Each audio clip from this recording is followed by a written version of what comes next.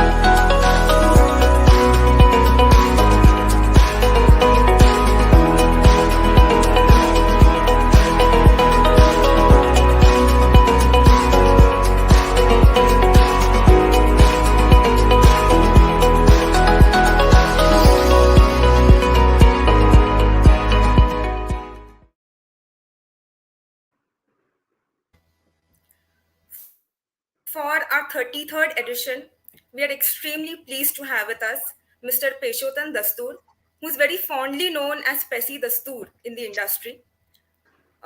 He is the president and head sales at UTI AMC. A very warm welcome, sir. We'll now play a short video to further introduce him.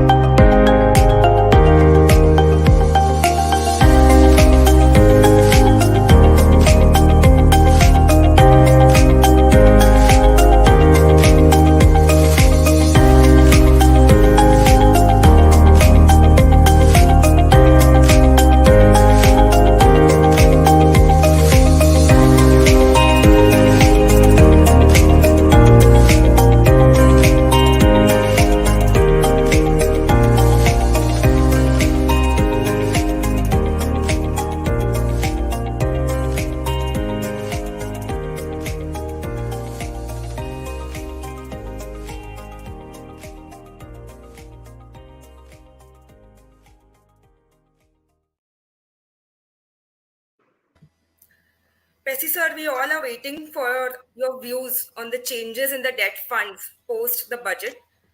Once again, a very warm welcome. And for all our viewers, this is a moderated session where we will ask our set of questions to Pesi sir. And if you all have any questions, you all can post them in the comment section. We will be happy to address them towards the end of our discussion. Now, I would like to hand over to Mr. Prasanjit Bhattacharya, who will take this session forward. Over to you, Prasanjit sir.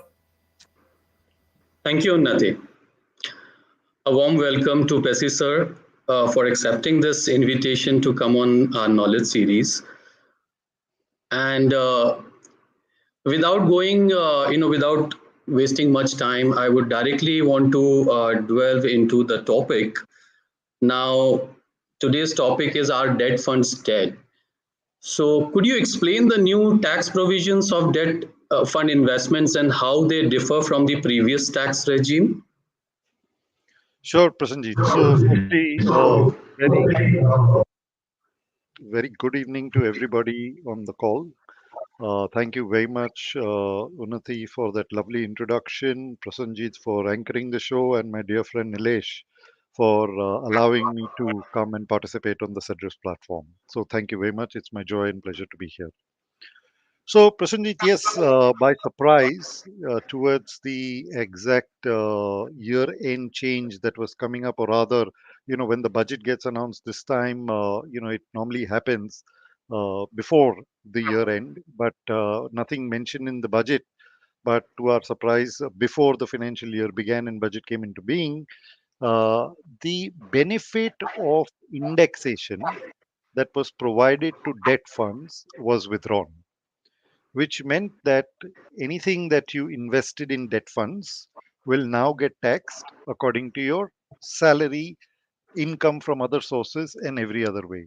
So, if you allow Right. me, Prasenjit, I will just quickly just share what it meant, Sure. in terms of actually the impact or implication of something like that.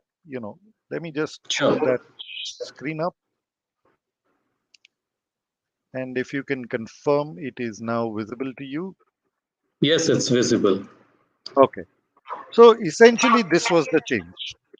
Earlier, if you held it But for Pesi, less than your 3 years, I'm interrupting. Pesi, your please. PPT is not visible, but your screen is visible. Okay, let me do a stop share and try and.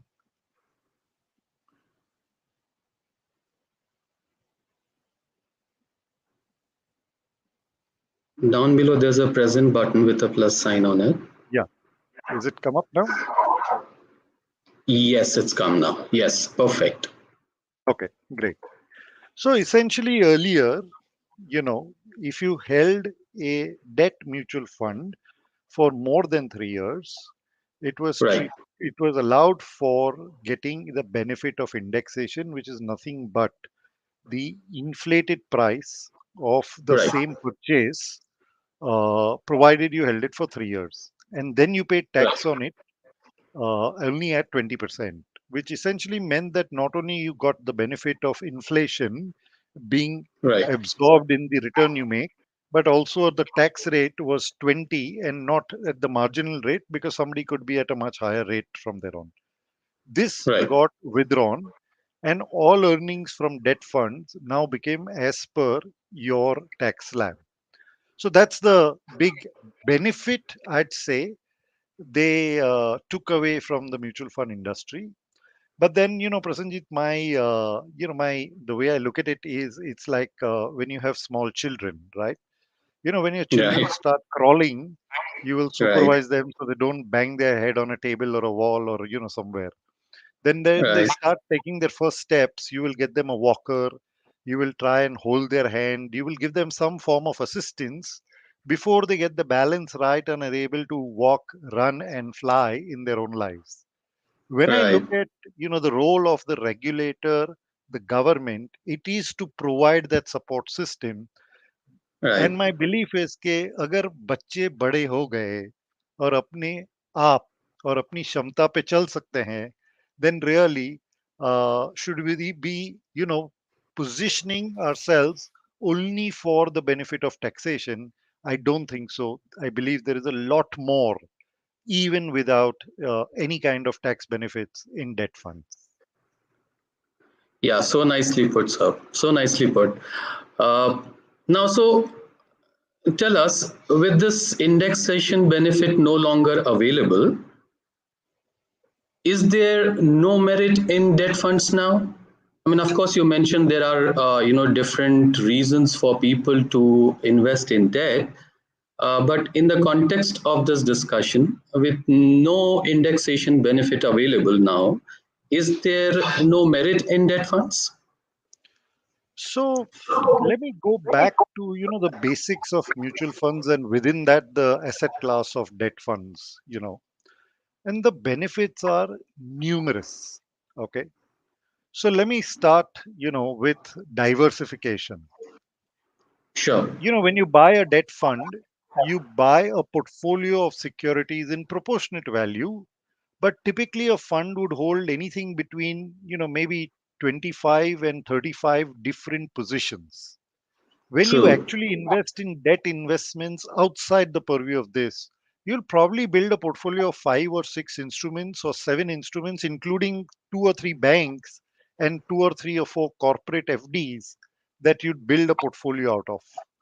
I think the beauty Right. of debt funds is this wide diversification without taking excessive risk. And of course, Right. the portfolio manager deciding which is the right security to buy. Right. Secondly, it's not some black box once you give your money. Typically what people don't understand is when you give your money to a bank doesn't necessarily tell you where it's taken your money and forward lent it to people that need money, right? But in So the mutual true. fund business, there is absolute transparency. the fact sheet published every month tells you exactly where the money So is invested. While you don't get to decide where the fund manager should not invest, but you still retain the right that if you don't like what you see, you can walk away and exit that particular fund. Okay. absolutely, yeah, Flexibility and liquidity. I think, in all other traditional forms of debt investments, you have to commit for a particular period of time. So if I have money for, say, 6 months today, and I start looking around, probably the only option that I have is a 6 month deposit. Now, at the end of 6 months, wow, God was kind. I got a fortune. I didn't need this money. But no matter what, I have that deposit will mature and I'll have to go and reinvest my money. Here, right, I can choose categories of debt funds depending on my requirement, but still retain the right to be able to stay invested over there should I really not need the money at that particular true, point of time. Okay. true, Liquidity true, is a fantastic and phenomenal feature that mutual funds provide. And in debt funds, I mean, if you tell me today before 3 p.m., you have the money in your bank account in all probability before 9 a.m. tomorrow morning. right, I think this uh, need not be elaborated, which is professionally managed by a whole set of fund management research capabilities, but a well regulated industry by SEBI. The right, two biggest advantages that debt funds bring is, like I alluded earlier, it's tax deferral. So if I'm an investor and today I actually don't need the earnings from that corpus that I have, I can right, actually sir, stay invested in a debt fund for as long as I want. And when I really and truly need money, just withdraw that much. And to the extent that I've withdrawn, be able to, pay tax on it. In any other traditional form, I will generate a cash flow. And on that cash flow, I will always have to keep paying tax. And in many cases, it's on accrual, not even receipt of the actual interest. And the last but not the least, it is mark to market. Simply put, when interest rates in the environment go up, the value of bonds go down, there is an impact to the value of your portfolio. But because your portfolio is well diversified, that impact may become marginal. When interest rates go down, the right, value sir, of bonds go up, and the only true place where you will be able to encash that value is through mutual funds. Let's say I bought a deposit of company X. The company was right, giving me 9%. Interest rates in the environment 1 year later have come down. 1 year later, the company is offering 8%. Now, everybody would want to scramble for my 9% bond because that's more precious than an 8% freshly issued bond. And that benefit I may or may not be able to encash efficiently in the secondary market when I hold bonds myself. But in mutual funds, voila, press of a button before 3 p.m. will have that gains back into your bank account by 9 a.m. the next morning. I think this plethora of benefits that mutual funds bring should not be ignored and overshadowed by just the crutches of tax benefit that existed for quite a few years. so true, sir. In fact, what you rightly mentioned, the benefits of investing into debt mutual funds or mutual funds per se, they offer fantastic diversification. They offer transparency, as you said very correctly. I mean, you exactly know where your money is going. If you agree to it, stay with it. If you don't, you have an exit route. Uh, Flexibility and liquidity, yes, definitely. That is the biggest point of positive point of investing into mutual funds. They are professionally managed, tax deferral, as you very nicely explained, and the MTM gains. So obviously, mutual fund do offer a lot of benefits to our investors today. Uh, Maybe at the cost of reputation. Do you think fixed income funds have lost their charm, especially in medium to long term duration? You took an example of 6 months, which is a short term. But in medium to long term duration, because this indexation benefit, would benefit those investors who would invest for 3 year, around 3 year plus. So you think this charm is slightly lost in the medium to long term category? So what's your opinion on that? So I think numbers speak louder than words.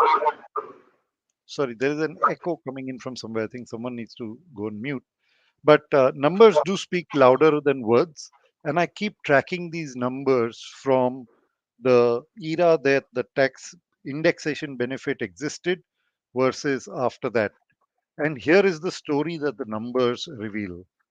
In the same period of April to July 22 versus April to July 23, in the Yeah, mutual fund industry, the total number of you know debt funds, and when I talk about debt funds, I include everything other than liquid or overnight products, okay, which are meant typically for very very short term, 1 day to 1 week parking, and those can create a lot of gross volume. But right, we are seeing in the current 4 months of this financial year a 13% rise over the previous financial year, when the tax benefit existed for everyone and that had existed for years at an end now. And still there is a 13% increase in the gross volume and a 177% increase in the net volume in the marketplace. And that's surely and purely because the net volume was negative, or net sales were negative in the previous year, because we were sitting in an environment of rising interest rates and a geopolitical tension that existed in one part of the world, that actually bonds didn't do well and people were withdrawing at that point of time, although there was a tax benefit. The tax right, benefit having gone, today the industry has seen almost, you know, 30 lakh of purchases and 7 lakhs of net sales in, and these numbers are in crores, since April to July of this year. So I think it's a case of perception versus reality. It's a case of people who understand it have continued their journey with it. People who have just carried a perception to say, oh, now there's no tax benefit, so really I shouldn't be investing. I would just, caution them that you are missing a very interesting story in debt funds that is playing out. right.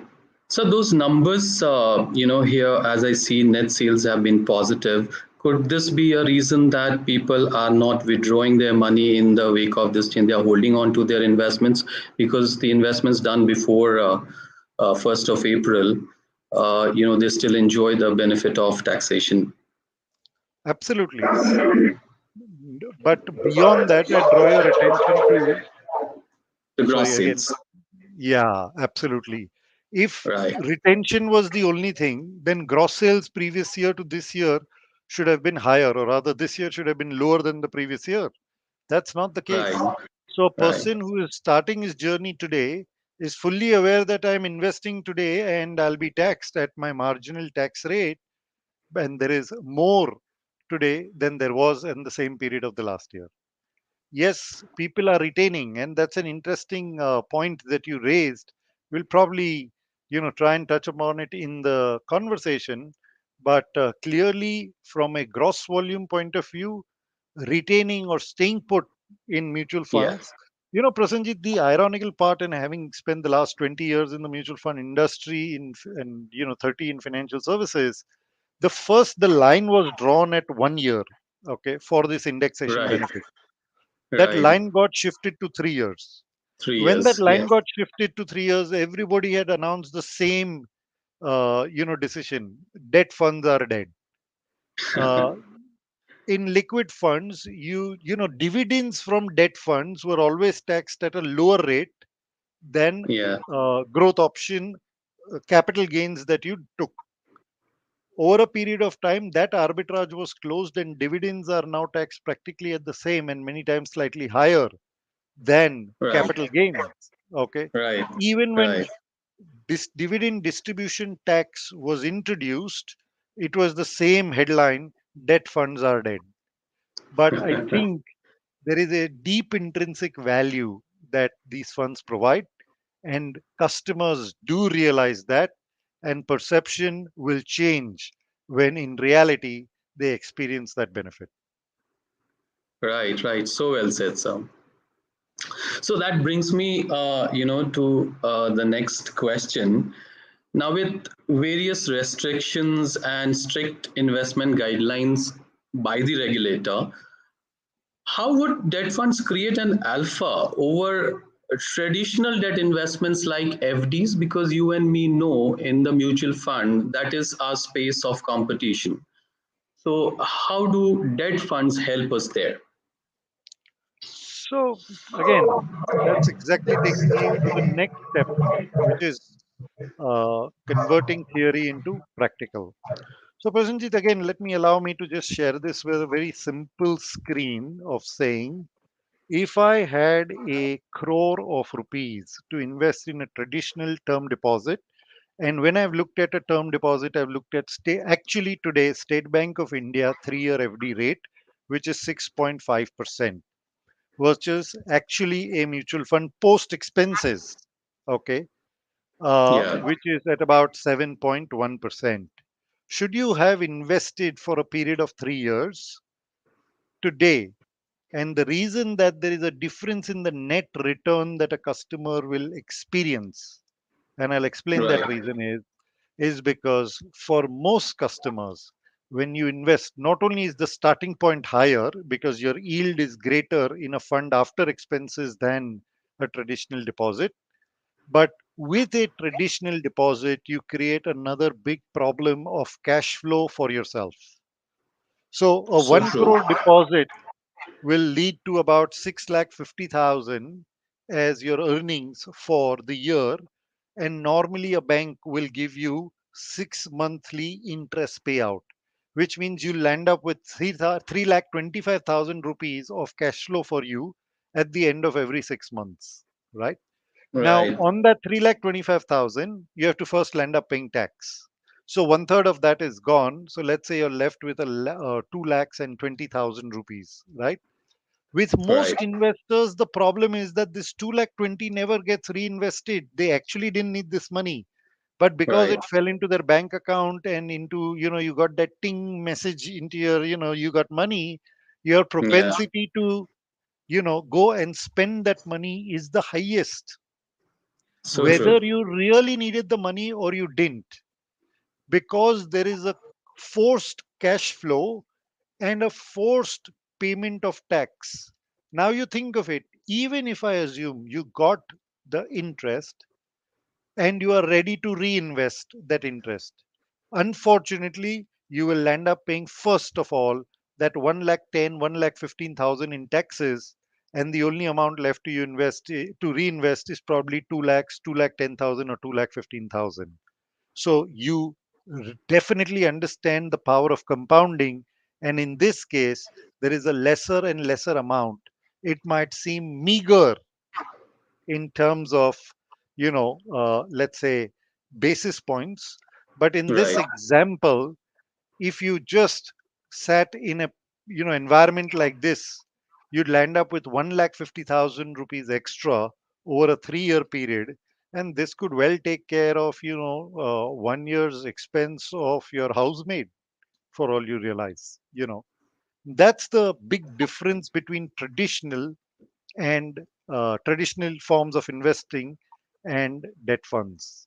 You know, interest is mostly withdrawn. It is a cash flow Yes. and it is never Yes. reinvested. There is a loss of interest on tax that you'll end up paying each year because that tax is gone. And even if you didn't take the interest because the interest rate was different, mind you, you'd have Right. to pay tax on an accrual basis. Okay. Right. In the Right. case of a mutual fund, tax incidents will apply at the same rate, but only when you truly, genuinely need the money. So I Right. didn't need cash flow. Today I invested and I needed cash flow only in, say, December of 24. I withdrew as much as I needed and I paid tax at that point of time on that much amount itself. It's not a fixed cash flow. And to that end, it ends up becoming a loss of about 1.4 lakh in term deposits compared to mutual funds over a 3-year period. Potential is what I'd call it. But that's the way people need to realize that I will keep landing up paying tax on the entire earning when actually, firstly, I didn't need that earning in my bank account. And True. secondly, I'm not even reinvesting that earning. That Right. pitfall of traditional Yes. investments is not necessarily understood fully by investors. So true, sir. In fact, this is a very important point that you mentioned here vis-a-vis fixed deposit is the compounding effect of those withdrawals. In the long run, it actually affects maybe in a minuscule amount, but when it comes to compounding, it has a very large effect in the long run. And secondly, people will continue to pay tax though they don't need that money as per the process. But in case of mutual funds, they can hold on to their investments and not pay tax till they actually need the money. It's these are two very important points, very underrated, very nicely depicted, sir. So my next question to you would be, how can debt fund meet the various needs of the investors today? Now, considering that the tax benefit is gone, and we have already seen, you have already demonstrated the difference between FD and the benefits that you get from mutual funds. So, how can debt funds be used now to meet the other varying needs of the investors? So I'd say, Prasenjit, for that, you need to understand and be aware of the different types of debt funds there are. Okay. Yes, I think the journey of debt funds begins with your savings bank account, in which we land up being extremely lazy and doing nothing by keeping lakhs and lakhs of rupees over there for, and when you ask most people, they will tell you emergency. Okay. Now, I can assure you today, for emergency payments, you have got a credit card, you have an ability to make an insta payment that you need to. What people are least aware of is that in mutual funds, you have insta liquidity.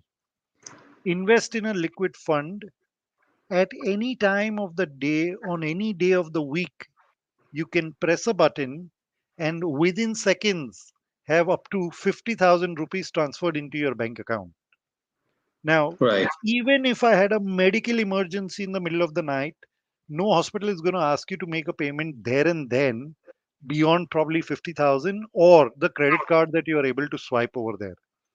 But we true, just become extremely lazy and allow that money to be parked over there endlessly at 2.5, 3 or 3.5%, while a liquid fund in the current environment is still able to generate more than double of that kind of money. so true, Typically, when you move slightly up the time frame of investment, okay, you go to a bank and ask him, what will you give me for a 3-month deposit, 6-month deposit? You'll be really shocked at the rate at which you'll get. Today, right, a 1-year deposit, an SBI deposit is offering you probably about 575 for a 1-year time period. Okay. If you wanted 6 months or 3 months, your offering in the is going to be in the range of 3 to 5%. In short-term debt funds, whether it's a money market fund, it's a ultra short bond fund, a floating rate fund, or a low duration fund, those yields are in the band of 640 to 740. Again, there is a value proposition that's better. And again, the beauty that I keep talking about in this bucket of short-term parking is, should you not need the money at the end of that journey, in a 3, 6, 9 month deposit, you are forced to take that money and again start redeploying the money. In these products, you will be able to stay put over there for the next 9 years, 99 years also, if you wish to, because you're not compelled to create a cash flow because you committed a time period and you wanted to extend that time period. For investors who understand asset allocation and say, I'd like to put money into equity, real estate, gold, and fixed income, you then have the entire basket starting from short duration products, medium duration products, corporate bond products, government bond products, and a whole variety of choices that you can make for medium to truly long term investment journey. We also have a type or a product range called targeted horizons. These are target maturity funds. Maturity, yeah. So if you tell me that, hey, listen, my kid is going to graduate in the year 2027, and I'm pretty clear and certain that she is going to go abroad for studying. I've collected my corpus. I definitely need a cash flow at that period of time. I'd like to keep my money not exposed to corporate bonds. Can you recommend me something? And that's what a target maturity fund is all about. You can get a product that will invest only in government or state government bonds maturing in 2027. You are able to see what kind of bonds the portfolio is holding before you invest in them, and then just stay put this entire journey and create a cash flow in 27 for when you really need the money. And along with it, you have deferred taxes between 23 and 27. So I think all of these aspects are the true essence of choice, of return potential, and long term investing that debt funds offer. Just because, actually, Prasanjit, I'm a true believer. Just because the taxman drew the line at 3 years for getting indexation benefit, most people looked at debt funds from a 3 year perspective. You typically land up having debt money for life. People pass on in their legacy to next generation this debt money unless they'll end up making big ticket item purchases like a house. Okay. People invest in PPF, right? For 15 years and then keep extending it. That's money for life, right? Why, when Right. we talk about debt mutual funds, in the first thing that gets anchored in your brain is 3 years? And that's only because the taxman drew the line at 3 years. That line having got taken away, for me, if I had 2, 3, 5 crores and I said, this is my debt allocation, I'd park my money in a corporate bond or maybe a short term bond or a dynamic bond and just stay put over there and say, it's going to remain there. Interest rates will go up, they will go down, there will be economic cycles, there will be commodity cycles, there will be political environment changes. But this is my portfolio of debt, and it's here to stay for as much as I want. And whenever I do need a cash flow, I'll just dip into as much as I need. I think that's the paradigm shift advisors, distributors, and investors have to go through in life. Yeah, in fact, that makes the role of an advisor even more important, to assess the need of an investor and then suggest a product within the debt basket, which suits the particular need of an investor, which can be different from a person A to a person B, because there are products which offer liquidity. There are products which are there for short term parking, from 6 months to 1 year or 1.5 years. Then a core portfolio from an asset allocation perspective can also be made with the use of debt funds. And yes, targeted maturity. Now, actually, targeted maturity was a product which was kind of filling up for FMPs. And, they have been selling like hotcakes for some time. Now, with this, change in tax regime, with indexation benefit being taken away. So you think, this target maturity funds or that section of the debt product may have had a sad demise? Oh, rather, I think the exact opposite. I knew the answer, but I wanted it from you. I I would like to believe that this is a category that will keep growing and growing, and it will keep truly, in true essence, bringing long-term money for us to invest. Because Sure. today, if I say I am 49 years of age and I'm going to be 60 in 11 years from today, and I'm building, this is my debt corpus, right? And I want to decide on it at the time of retirement 11 years from today. I'd park my money into that, because this I'm not going to touch. It's my money for life unless there is an Right. emergency. And of course, I have the liquidity from mutual funds. And like I gave the earlier example, but 4 years prior to my retirement, if my child is going to go abroad, oh, I can choose this bucket of money for that particular purpose. And I think that is going to be a very interesting, positive change in outlook beyond tax benefits from debt funds.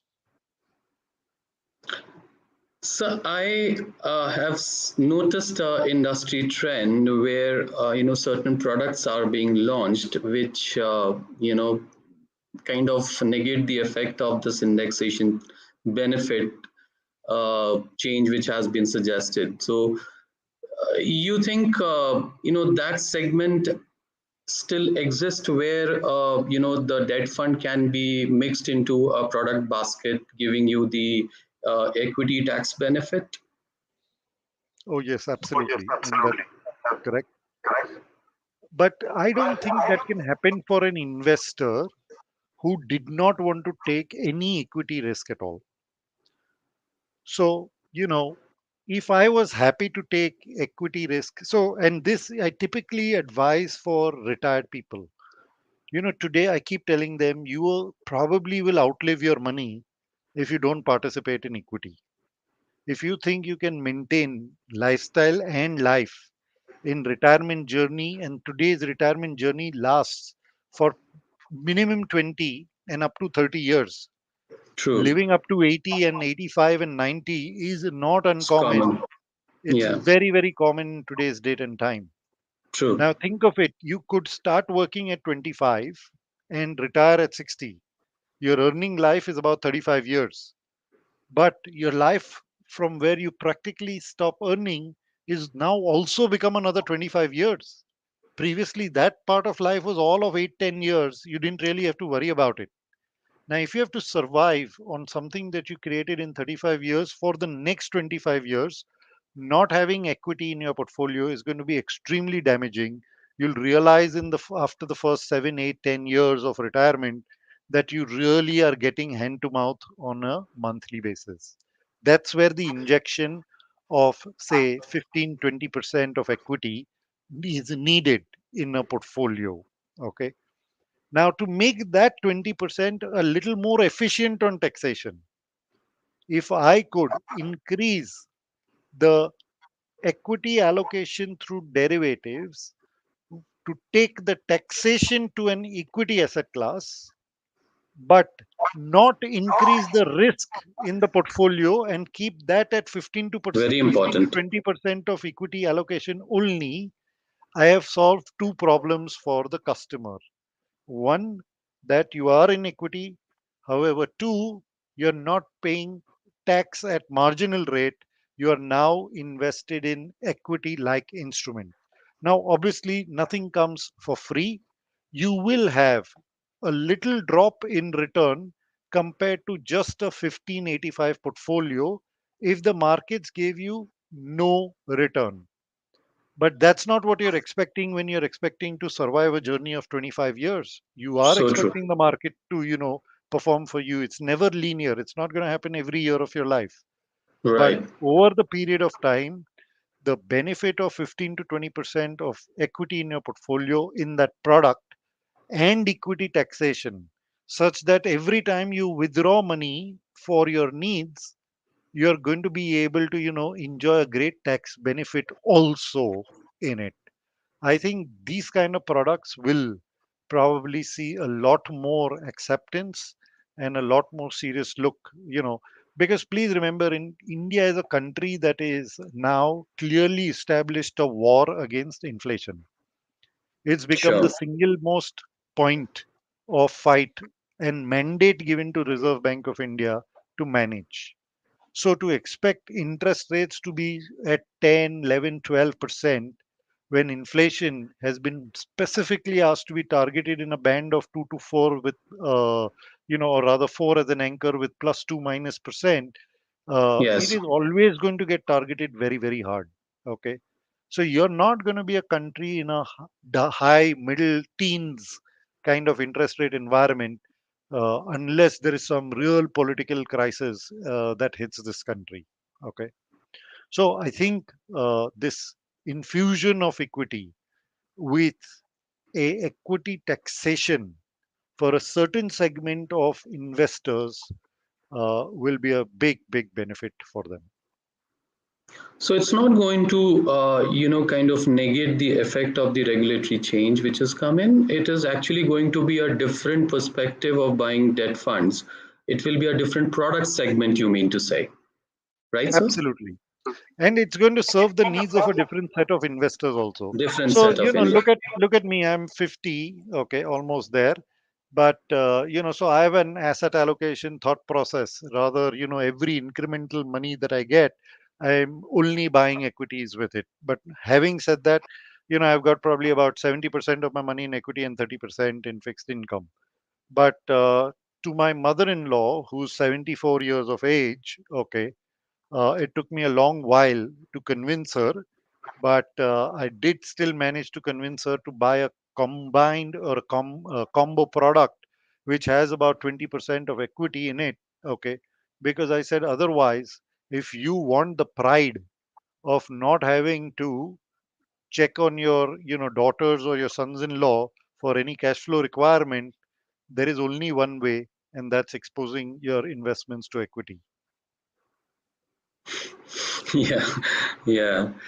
So, I think it's always a pleasure to talk to you, and I was hoping to continue for long, but the time has a restriction. So, it's my last question of the day. What is your advice finally to debt investors? The last word on today's session and the topic. I think my advice to all investors at all times is only one: be selfish. Okay. Yeah. Okay. And Prasunjit, this is what I mean by be selfish is put yourself in the epicenter as an investor, but don't put return as the point in the epicenter. Put your objective. Why am I investing? I'm investing because I'm going to retire. I need to be able to, create this cash flow for myself for the future. Perfect. It's nothing to do with return. Put your investment objective before anything else. Then you again be selfish and say, hey, this is my nature. I can absorb risk or I can't absorb risk and I'll spend sleepless nights. Then you come down to a basket of trying to choose which product, which fund will best serve me. There is a whole world of choice. Never allow greed or return to lead the conversation in everything that you do. Be selfish, put yourself first, put yourself in the epicenter. Thank you so very much. Those were the last golden words, I'm sure, in the wealth management space. Unnati, do we have any audience question from here? Admin. Yes, sir. That was indeed a very interesting session. I'm sure we all So know now true. that debt funds are not dead. And thank you for such valuable input, sir. Moving to the audience questions, my first question to you is, so what is the impact of the US rate hike and how much outflow is expected from the debt funds in India as well as the emerging markets? Sure. So I think, it is never, always, don't mistake what gets printed versus what is anticipated. Markets never react to what happened. Markets always react to what is going to happen. And therefore, the expectation of future action is far more important than the action that got taken today. Right. I think in the world, the expectation is that we probably or may not completely be there as far as US rate hikes goes, but we are not far from the peak. It will be, ridiculous of me to try and either say how much or when that peak will happen. But I will still stick my neck out and say we are probably close to the hump of the top, if we are not there at the top. And the second point I'll try to make to you is that just the speed at which you've reached the top, the reversal in rates will also be equally fast in the Yeah. US because that's the way the economy works. Okay. Right. To the question of flows coming in or out, it's a very simple thing, Unnati. It's very difficult to predict because there are two things that you're talking of. One, how attractive is the US rate on its own?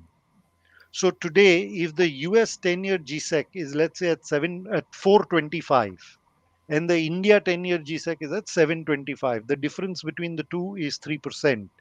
If I am a US investor and I say, hey, hold on, I'm very happy to get US government bond, US dollar denominated, 4-quarter return, why the hell will I go to India to break my head? Okay. And that's what happens to many people that leverage money from India, or rather from US, and bring it to India. When they see such a great return in US bonds, they'll take their money and they'll go back. Those that wanted to go back have already gone back. This last leg of another 25 basis points change is not going to dramatically shift anything. The journey Right. of being at 0.25 and going all the way up in interest rates, that journey has been played out. I don't think one needs to worry about big incremental flows from here moving out on US further tightening its interest rates at all. Yeah. Right, sir. Moving to the next question. Now, with China selling the US bonds, how will this impact the US economy and the global debt markets? Is this an investor question? Good. Because I only want to answer it in one way is be selfish, Baba. Put yourself in the center. Don't worry about China, US buying, their own bonds or Chinese selling US bonds or Russia and India doing, bipartite trade here on in ruble and rupee, that kind of thing. But having said that, these geopolitical things, okay, do carry a bearing in terms of what happens in markets.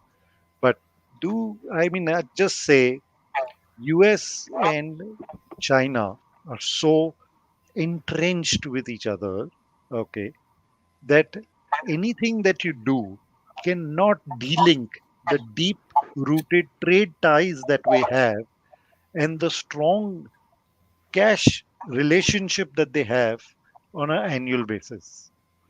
China is still the manufacturing hub for the world. US still is a very significant consumer of the world or in the world, right? So no matter what, every time China exports something, it will land up and it will start collecting money in US dollars.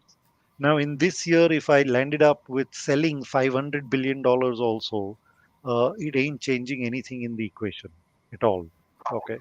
So I don't think as an investor you should worry that, oh, this is happening, that is happening. These things don't have an impact in the short and the medium term. Okay. It's like saying in the, pre-World War eras when gold was the standard versus the US dollar became the standard. That took generations for that change to happen, right? Uh, we'll be dead before any such change, so don't worry. Right, sir. Uh, that was it from my side, sir. On behalf of Cedrus Wealth Partners, I would like to thank you, Pesci sir, for making the time to grace this event and the entire team of UTI.